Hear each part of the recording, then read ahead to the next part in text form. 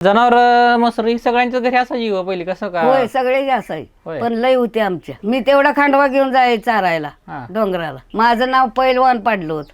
होय. हम्म. कोणी पाडलं होतं? बायाने लोकांच्या होय. भांडती आई म्हणून बर. आला बघा शिंद्याचा पैलवान म्हणायची. होय. तांब्यान दूध पितून मसरा काय येतोय. होय.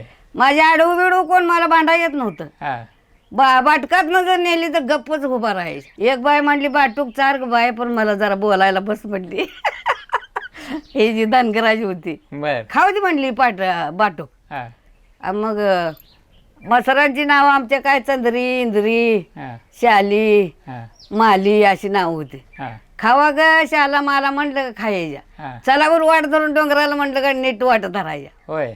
असं होती मसर पहिले. मसर म्हणजे बापाच्या घरची ना वडिलांच्या घरची? नाही हा. नाही हिथं नवरेच्यात. बर बर बर बर. बापाची एक होती तेवढी दिली आणि ती तिकडे नोकरीला गेली. बर. मलाच दिली दूध खायला. मग ही लग्न झाल्यानंतर इकडची मसर होती काय? हा. बर. ही आमची मसर, 2 बैल हा. आणि 1 दिशी गाई हा. आणि एवढी मसर होती. डोंगरावर राखायला हा. जायचं? कोण कोण जायचं? मी एकटीच हा. सोडली का नीट जायची. हा. मला कशाच बी नव्हतं. हा. काठी असली माग मी वाटायची घ्यायची. बर. कोण आलं तर त्याला सोडायचा नाही मग. बर. असं करायचं. शिंदेचा पहिलवान आला म्हणायची काय? शिंद्याचा पैलवान आला गो बाय म्हणायच्या हा. आणि दगडाच्या आड लपून बघायच्या. होय. हम्म. हा. म्हणजे ते ऐकू गेलं तर अजून काठी घेऊन आल्यावर काय करावं.